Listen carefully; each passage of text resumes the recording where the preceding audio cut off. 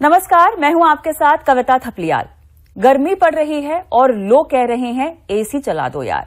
लेकिन सवाल ये है कि एसी चलाएं तो कैसे चलाएं? 16 डिग्री पर, 18 डिग्री पर या फिर 24 डिग्री पर, जैसा कि साइंस कहता है, जैसा शायद आपके लिए सही भी है।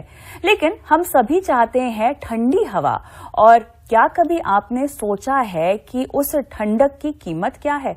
न सिर्फ आपकी जेब पर बल्कि आपके शरीर पर और इस धरती पर भी। आज कंज्यूमर किंग में हम पूछेंगे कुछ बेहद जरूरी सवाल। एसी चलाना कोई लग्जरी नहीं, अब जरूरत बन चुका है, जैसा कि हम सब जानते हैं। लेकिन क्या कंपनियां आपको पूरी सच्चाई बता रही हैं? क्या आप जानते हैं कि सिर्फ 1 डिग्री सेल्सियस नीचे करने से आपकी बिजली खपत 6% तक बढ़ जाती है? और क्या आप ये भी जानते हैं कि ज्यादा ठंडी हवा आपकी सेहत को नुकसान भी पहुंचा सकती है? एसी कंपनियां कहती हैं 16 डिग्री की ठंडक चुटकियों में आपको मिल जाएगी, लेकिन कोई ये नहीं बताता कि उस चुटकी में आपके बिजली के बिल की गर्दन कैसे मरोड़ी जाती है। तो आज हम जानेंगे कि 24 डिग्री पर चलाना सिर्फ एक सरकारी निर्देश नहीं बल्कि एक समझदार उपभोक्ता की असली पहचान है। हम पूछेंगे कुछ जरूरी सवाल। सवाल ये होगा कि क्या कम तापमान पर एसी चलाना सेहत के लिए खतरनाक हो सकता है? कम तापमान पर ज्यादा बिजली की खपत क्यों होती है? क्या 24 डिग्री पर एसी चलाना हमारी जेब और शरीर दोनों के लिए फायदेमंद है? क्या सरकार और कंपनियों के बीच कोई तालमेल है या भ्रम? क्या कंपनियां तापमान सेटिंग्स के बारे में सही जानकारी यहां नहीं देती? मेरे साथ खास मेहमान भी जुड़ गए हैं जिनके साथ हम मिलकर इस पर बात करेंगे। Doctor Smriti Naswa Singh, consultant dermatology and cosmetology, Fortis hospital Mulund. Pankaj Kumar, environmentalist, हमारे साथ जुड़ गए हैं। आप दोनों का स्वागत है हमारी इस बेहद खास पेशकश में। पंकज जी, सबसे पहले पर्यावरण की बात से हम शुरू करते हैं। एसी को 16 पे चलाना, 18 में चलाना मेरे ख्याल से एक बहुत आम बात हो गई है। एसी पहले लग्जरी हुआ करता था, लेकिन अब मेरे ख्याल से हर घर, हर दफ्तर, हर छोटी जगह पर आपको एसी मिल जाएगा। लेकिन ये जो नया मामला है कि कम डिग्रीज पर रखना, ज्यादा ठंडक देना आपकी जेब को बहुत गर्म कर सकता है, इसका मैं अगर एनवायरमेंटल या पर्यावरण एंगल समझना चाहूं, किस हद तक घातक है ये? धन्यवाद कविता जी। दरअसल अभी आपने अपने इंट्रोडक्शन में कहा कि सरकार तो एक दिशा निर्देश जारी करती है कि 24 डिग्री पर चलाएं, और कंपनियां आपको लुभाते हुए ये बताने की कोशिश करती हैं कि आप 16 डिग्री पर चलाएं या 16 डिग्री को तक अपने आप को ठंडक रख सकते हैं। तो पर्यावरण के लिहाज से अगर हम बहुत सीधी भाषा में और कम शब्दों में अगर इसको बयान करने की कोशिश करें तो हम कह सकते हैं कि एक तरफ हम अपने घर को तो ठंडक पहुंचा रहे हैं या घर को ठंडा रख रहे हैं, मगर इस पृथ्वी के तापमान को बढ़ा रहे हैं। क्योंकि जब हम एसी को कम डिग्री, ज्यादा डिग्री, या जब हम एसी को जब ऑन करते हैं या चलाते हैं ना, तो कार्बन एमिशन यानी ग्रीन हाउस का एमिशन और पावर कंजम्पशन दोनों ही चीजों का इफेक्ट पड़ता है। जहां तक बिजली के खर्चे का सवाल है, वो हमारे पॉकेट पे असर डालता है ना, और जो ग्रीन हाउस एमिशन की हम बात करते हैं ना, वो हमारे पर्यावरण को नुकसान पहुंचाता है। अब बात आती है कि अभी आपने कहा कि सरकार क्या कहती है या क्या दिशा निर्देश जारी करती है और कंपनियां अपनी तरफ से क्या कहती हैं। तो मेरा सवाल सीधा सरकार से ये होगा कि एक तरफ जब वो लोगों से ये अपील कर रही है कि आप अपने एसी के टेम्परेचर को इतना रखें ताकि उससे आपका सेहत और पर्यावरण का सेहत दोनों ही संतुलित होगा, तो फिर ये कंपनियां इस तरह के भ्रामक प्रचार या घातक प्रचार क्यों कर रही हैं? और अगर कर रही हैं तो क्या सरकार अपने संज्ञान में इसको लेती है ना, या उन पर कोई दिशा निर्देश या नकेल कसने की कोशिश की जाती है? तो आप देखेंगे कि नहीं।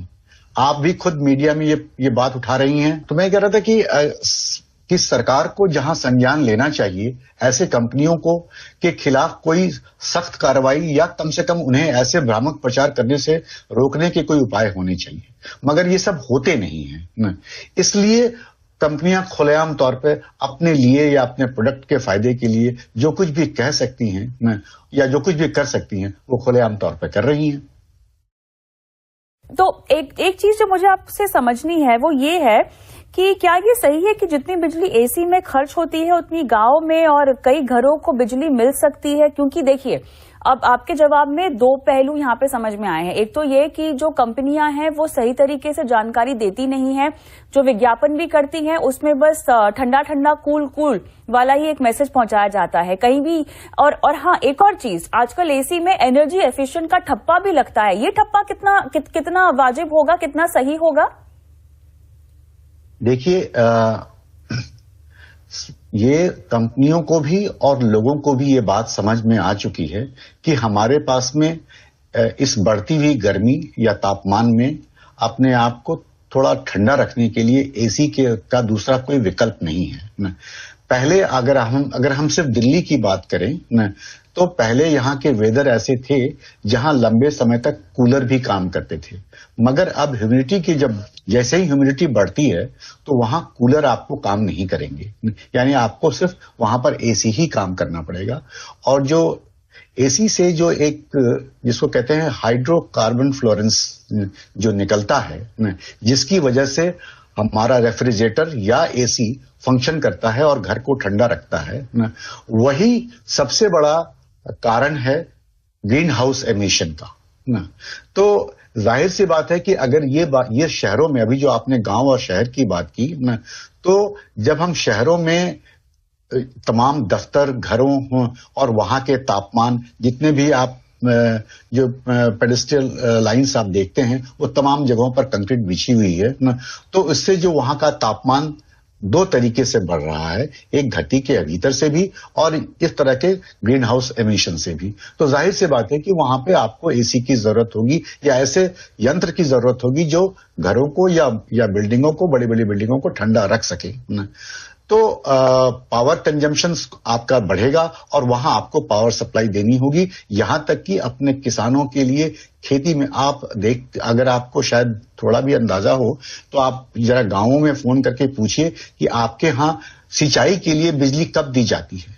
तो उनके यहां बिजली का टाइमिंग रात के 12 बजे के बाद शुरू होता है और सुबह 4 बजे या 6 बजे तक होता है, ताकि उस वक्त तक में थोड़ी कंजम्पशन शहरों में कम हो जाती है, जिसका कि डाइवर्जन होता है या डाइवर्ट करते हैं पावर की सप्लाई को।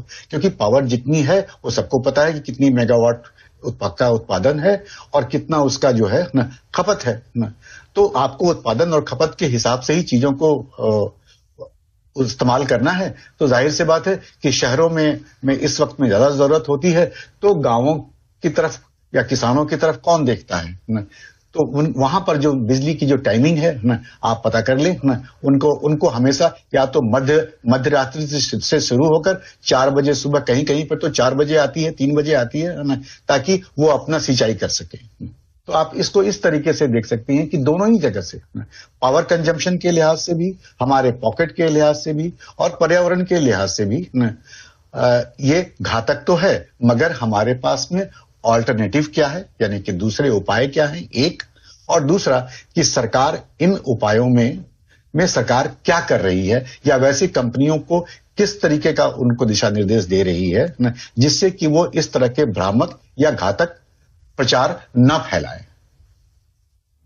तो ऐसे में एक सवाल ये भी उठता है कि क्या 24 डिग्री पर वाकई कार्बन फुटप्रिंट कम हो जाएंगे या ये भी केवल एक भ्रम है, एक जुमला है? नहीं, देखिए, ये तो टेक्निकल बात है। हाँ, जाहिर सी बात है कि अगर आप मोटी सी बात है कि अगर आप अपने घर में 100 वाट की बल्ब जलाएं और 50 वाट की बल्ब जलाएं, तो जाहिर सी बात है कि आपका जब पावर कंजम्पशन जब कम होगा ना, तो उससे निकलने वाली तमाम चीजें, चाहे वो हीट के रूप में हो या ग्रीन हाउस एमिशन के रूप में हो, वो दोनों ही कम होंगी। आप उसको 27 पे चलाएंगे या 26 पे चलाएंगे या कम चलाएंगे या नहीं चलाएंगे, तो दोनों का इम्पैक्ट जो है वो वही होगा। जितना आप उसको ऊपर के टेम्परेचर पर रखेंगे ना, उसके ग्रीन हाउस का एमिशन, उसके हाइड्रोकार्बन फ्लोरेंस का जो जनरेशन है वो कम होगा ना, या उतनी तेजी से नहीं होगा ना जितना तेजी से उसके लो टेम्परेचर पर रखने पर होता है। मगर देखिए, मैं फिर आपसे ये बात कहूंगा कि ये तमाम जो बातें हम लोग कर रहे हैं ना, इसमें जो सबसे बड़ी समस्या वो ये हो गई है कि आज की तारीख में पर्यावरण जो है वो विषय बहुत इंपॉर्टेंट तो जरूर है, मगर इसे न सरकार न समाज इसको अपना साझा समझती है। तो जब तक पर्यावरण साझा नहीं होगा, क्योंकि पर्यावरण की जो सुरक्षा है या उसकी देखभाल है वो सरकार के डंडे से या समाज के चिल्लाने से नहीं होता है, दोनों के सहयोग से और दोनों के हाथ में हाथ बांधकर उसके लिए प्रयास करने से होता है। तो बराबर हम लोग ये बात कहने की कोशिश करते हैं कि पर्यावरण साझा है, इसमें दोनों के प्रयास और जागरूक होने की जरूरत है। निसंदेह कानून बनाना सरकार का काम है, इसलिए सरकार से अपेक्षाएं ज्यादा हैं। समाज को जागृत करना भी सरकार का काम है, उस पर भी इसीलिए सरकार से अपेक्षाएं ज्यादा हैं। कई एक बार सरकार समाज पर यह बात कह के टाल देती है, मगर इस बात पर वो देखने को तैयार नहीं होती है, क्योंकि बहुत सारे ऐसे जो सरकार के पास इन्होंने एक विभाग बनाया है जिसको कहते हैं जो पर्यावरण की देखभाल के लिए बनाया है न, ग्रीन ट्रिब्यूनल जिसको कहते हैं न, तो उसको वो सुनवाई के तो बहुत सारे अधिकार दे रखे हैं, मगर उसकी कार्रवाई की जब अधिकार की बात आती है न, तो उसकी अवहेलना ऐसे कर दी जाती है न, जिसका हद हिसाब नहीं है। तो वो एक बिना दांत का एक संस्था है न, जो मोरालिटी के लेवल पे तो काफी कुछ कर रहा है न, मगर जब उसको दंड देने की या किसी भी तरीके से किसी चीज को रोकने की बारी आती है न, तो वो वहां पर उतना समर्थ नजर नहीं आता है। तो ये जो समाज जब इसको देखता है न, तो समाज अपने आप को सरकार के कार्यवाही के साथ जोड़ नहीं पाता है। इसीलिए जब पर्यावरण को साझा होने की बात कही जाती है न, तो समाज और सरकार दोनों एक साथ हाथ में हाथ मिलाकर उसके प्रति जागरूक होता हुआ या काम करता हुआ नहीं दिखते। बिल्कुल, जागरूक और संजीदगी दोनों की जरूरत है यहाँ पर। लेकिन चलिए, पर्यावरण का एक पहलू हमने समझा, लेकिन डॉक्टर स्मृति अब थोड़ा सा आपकी सेहत पर क्या असर पड़ता है इस पर मैं बात करना चाहती हूँ। लेकिन उससे पहले मुझे जरा अंदाजा दीजिएगा, नॉर्मली आपका जो शरीर है वो कितने तक का टेम्परेचर या गर्मी झेल सकता है, जरा इसका हमें इसकी जानकारी दीजिएगा। क्योंकि देखिए, अमूमन गर्मी तो हम देखते हैं जो पारा तो है वो 40 डिग्री के पार भी जाता है, लेकिन हमारी बॉडी जो है वो कितनी अकस्टम्ड है कितने तक का टेम्परेचर झेलने के लिए गर्मी में? देखिए, मैं एक स्किन स्पेशलिस्ट हूँ, तो हम हमेशा कहते हैं कि जो चमड़ी है वो आपके सबसे बाहरी कवच है, क्योंकि ये एक ऐसा ऑर्गन है जो आपके एनवायरनमेंट के साथ डायरेक्टली कांटेक्ट में आ रहा है। इसलिए कई बारी लोगों को इस सबसे, जैसे लंग्स की तकलीफ सब सोचते हैं, पर सबसे पहले आपकी स्किन ही उसमें महसूस करती है। हमारी जो बॉडी है उसमें 37 या 37 डिग्री टेम्परेचर होता है नॉर्मली, और इससे हम लोग 24 से लेके 39 डिग्री टेम्परेचर तक तो हम लोग उसको झेल जाते हैं, क्योंकि हमारे ही स्किन में बहुत सारे मेथड्स हैं जिससे हम लोग मदद कर सकते हैं, चाहे वो हमारे बाल हैं, चाहे वो हमारे टेम्परेचर सेंसिंग नर्व्स हैं, वो सब हमें हेल्प करते हैं कि हम लोगों को ठंडक फील हो अगर गर्म मौसम है, और हम लोग एक सिकुड़न फील करें अगर ठंडक मौसम है। लेकिन अगर हम बहुत 24 से नीचे जाना शुरू करेंगे 23-22 तक, या फिर अगर हम लोग 40 के ऊपर जाएंगे, तो हमें ज्यादा महसूस पड़ती है ये चेंजेस ऑफ टेम्परेचर, और उससे हमारे बॉडी में, स्किन में और सारे डिफरेंट ऑर्गन्स में, चाहे हमारी आंखें हैं, चाहे हमारे रेस्पिरेटरी सिस्टम है, सब पे इफेक्ट पड़ना दिखना शुरू हो जाता है।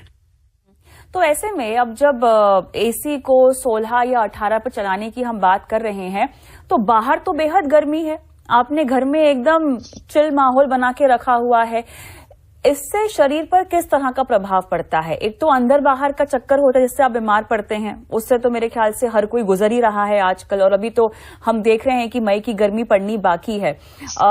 लेकिन कहीं ना कहीं अगर हम बाकी रेशियोज हमारे बॉडी में देखें, जैसे कि नमी का एक रेशियो होता है वो भी कम हो जाता है।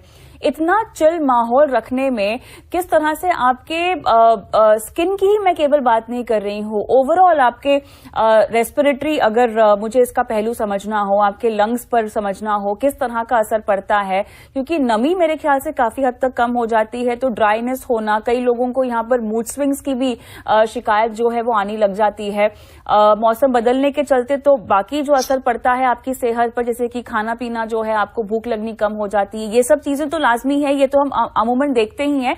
लेकिन किसी को एसी के कम टेम्परेचर का साइड इफेक्ट, इसके बारे में बहुत जानकारी नहीं है। देखिए कविता, इसमें ना बहुत सारे पहलू आते हैं जो आप सही कह रहे हैं कि इसमें हम लोग किसी एक पर्टिकुलर ऑर्गन पे बात नहीं कर सकते, हम पूरे के पूरे इंसान पे क्या फर्क पड़ रहा है उन सारी की सारी बातें हमें करनी चाहिए। सबसे पहली बात हमें ये समझना चाहिए कि एयर कंडीशनिंग जो होती है वो एक्चुअली डीह्यूमिडिफायर होता है, वो हमारे जो हमारे एनवायरमेंट की नमी है वो सोख लेता है। जैसे पंकज जी भी कह रहे थे, अगर तो आप बॉम्बे, जैसे मैं मुंबई में हूं, वहां पर ह्यूमिडिटी ज्यादा है तो एसी फिर भी आपको शायद गर्मी में अच्छा लगेगा, लेकिन जैसे आप दिल्ली साइड में हैं, आप ऑलरेडी बहुत ड्राई एरिया में हैं, उसमें आपको जब ड्राइनेस है उससे आपको काफी तकलीफें हो सकती हैं। जैसे ड्राई आई की प्रॉब्लम होती है, ड्राई आई में आपको ऐसा लगेगा कंटिन्यूअसली आपकी आंखों में कुछ बर्निंग सेंसेशन है, आप उसे खुजली कर रहे हैं, आप रबिंग कर रहे हैं, इसलिए काफी थकी थकी टायर्ड आईज दिखती हैं, फॉरेन बॉडी सेंसेशन फील होता है। कोई इंसान लेंस लगाना चाहे लेंस बाहर आ जाएगा। स्किन में क्या होता है, स्किन में भी आपको ड्राइनेस की कंप्लेंट के चक्कर में खुजली शुरू हो जाती है, और इचीनेस होने से आप स्क्रैचेस कर सकते हैं, आप उसमें रैशेस कर सकते हैं। अब किसी इंसान को अगर ऑलरेडी ड्राई स्किन प्रॉब्लम है, जैसी कुछ सेंसिटिव कंडीशंस होती हैं, सोरियासिस, एक्जिमा, एलर्जीज, तो उन सब में रोजेशिया, ये सारी की सारी कंडीशंस के जो पेशेंट्स हैं वो काफी परेशान हो जाते हैं, उनकी कंटिन्यूअसली छिली छिली स्किन महसूस होती है। हमें आके कंप्लेन करते हैं कि हमने कोई भी नया प्रोडक्ट लगाया और मेरी स्किन में जलन शुरू हो गई। क्यों जलन हो रही है, आज तक तो कभी नहीं हुई थी। इसके साथ साथ जो हम लोग आपने बात करी अंदर और बाहर होना, अब अगर बाहर आपका 40-45 डिग्री टेम्परेचर चल रहा है और आप अंदर 16 डिग्री में बैठे हैं, अगर आपका सेंट्रलाइज्ड एसी नहीं है, आप यहाँ एक रूम में एसी चला के बैठे हैं, आप बाहर जा रहे हैं, सडनली आपका टेम्परेचर 20 डिग्री टेम्परेचर चेंज है, इन सब से चाहे आपको लेथार्जी की फीलिंग आ रही है, फटीग आ रहा है, आपको हेडेक होना शुरू हो सकता है, और ये सब वाले सेंसेशन आ सकते हैं, घबराहट हो सकती है, थोड़ा सा चक्कर से आ सकते हैं, क्योंकि हमारा बीपी भी चेंज होता है, हार्ट रेट भी चेंज होता है, तो इन सब से हमें तकलीफ हो सकती है। इसके साथ साथ जो हमारे सेंट्रलाइज्ड एयर कंडीशंस होते हैं, ज्यादा प्रॉब्लम उधर भी होती है, क्योंकि उधर हम लोग बहुत ज्यादा चेंजेस अपने रूम के लेवल पे नहीं कर सकते। आपने 18 डिग्री 16 डिग्री करके पूरे के पूरे एनवायरमेंट को कर दिया, तो एक ना सिक बॉडी सिंड्रोम जैसा होता है। उसमें क्या होता है कि आपको फ्रेश एयर की जिससे हम लोग कहते हैं ना कि अगर आपको लेथार्जी लग रही है, आपको थोड़ा सा महसूस हो रहा है कि आपको एंजाइटीज आ रही हैं, अच्छा नहीं लग रहा है, आप बाहर जाइए, खुली हवा में सांस लीजिए। वो अलग बात है कि खुली हवा भी काफी ज्यादा तकलीफ है, बट उसमें आपको थोड़ा सा बेहतर महसूस होगा, आपको घबराहट कम होगी, but you are already always inside the AC, that's a problem. एक दूसरी प्रॉब्लम और भी क्या होती है, जितने भी लोगों को जिस भी प्रकार की एलर्जी है, एलर्जी सिर्फ 4 तरीके से आ सकती है, चाहे आपका अस्थमा है, चाहे आपको छींकों की एलर्जी है, चाहे आपकी आईज कंजंक्टिवाइटिस की एलर्जी है, आपकी स्किन की एलर्जी है। ये सारे लोग परेशान हो जाते हैं अगर ये लोग कंटिन्यूअसली बहुत ही लो टेम्परेचर्स ऑफ एसी रखते हैं, और आपके जो सेंट्रल एयर कंडीशनर्स हैं उनको एक रेगुलर क्लीनिंग की एक बहुत ज्यादा जरूरत होती है, वरना वहां पर moulds, fungus, bacteria, virus grow कर सकता है। एक बैक्टीरिया होता है जिसको लेजियोनेयर्स न्यूमोनिया कहते हैं। ये एक ऐसा बैक्टीरिया जो स्पेसिफिकली सिर्फ एसी में ही ग्रो करता है, और इसीलिए हम लोग नोट भी करते हैं कि जैसे मैं काफी ज्यादा नोट करती हूँ कि जो बच्चे ऐसे स्कूल्स में पढ़ते हैं जहां पे एयर कंडीशन नहीं है, उसमें जब बारिश और सर्दी के मौसम में जब ज्यादा आपका इन्फेक्शंस फैले हुए होते हैं, वो बच्चों को इतना ज्यादा फैलता नहीं है। लेकिन जो एसी में कंटिन्यूअसली बच्चे रह रहे हैं कम टेम्परेचर में, सब में, वहां पे फैलाव भी रेस्पिरेटरी इन्फेक्शंस का काफी ज्यादा कॉमन हो जाता है, और एक साथ बच्चे बीमार पड़ते जाते हैं। नहीं, ये काफी अहम पहलू आपने बताया, क्योंकि बच्चों के लिहाज से और बुजुर्गों के लिहाज से थोड़ा सा सतर्कता यहाँ पर बरतनी पड़ेगी। और जैसा कि आपने सही कहा कि एसी की क्लीनिंग बहुत ज्यादा इंपॉर्टेंट है, और जब हम क्लीनिंग की बात करते हैं, सेंट्रलाइज एसी में मेरे ख्याल से ज्यादा चांसेस होते हैं इन्फेक्शन के बजाय आपके घर के, बिकॉज घर के एसी की तो आप एक बार फिर से सर्विसिंग करा ले। अमूमन अब बच्चे सेंट्रलाइज एसी में बाहर जा रहे हैं, स्कूल जा रहे हैं या कहीं और जा रहे हैं, कैसे बचा जाए डॉक्टर स्मृति? और बच्चों और बुजुर्गों दोनों के लिहाज से मुझे आप बताइएगा, क्योंकि आप बाहर निकल रहे हैं, दिल्ली ऐसे इलाकों में तो पोल्यूशन भी बहुत ज्यादा हाई है, तो ये तो दोहरी मार पड़ रही है आपके ऊपर। देखिए, इसमें ना 3-4 चीजें मैं मानती हूँ जिसको हमें सोचना चाहिए। नंबर 1, जितना हो सके हम एसी ना चलाएं।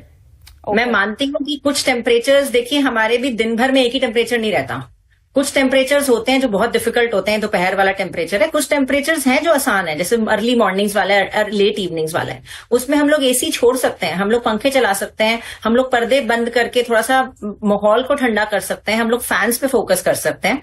ये एक इम्पॉर्टेंट है ताकि हमें थोड़ी सी तो एयर लगे। दूसरा, इंडोर एयर प्यूरिफायर्स अगर इंसान यूज करना चाहता है तो वो कर सकते हैं। आप लोग इंडोर एयर प्लांट्स लगा सकते हैं, क्योंकि एयर पोल्यूशन तो एक अलग ही टॉपिक हो गया, I don't think we need to discuss here. एक और हम लोग ये कोशिश करें कि जो वो ह्यूमिडिटी लेवल कम करता है उससे हमारी स्किन झुलसती है। देखिए, हमारी स्किन में एक नेचुरल नमी होती है, और अगर वो स्किन की नमी कम हो गई, जो बहुत ज्यादा कॉमनली ड्राई स्किन प्रॉब्लम और ओल्ड एज वालों के साथ देखी जाती है, तो वो पक्का खुजली करती है। तो आप ह्यूमिडिफायर्स के बारे में फोकस कर सकते हैं।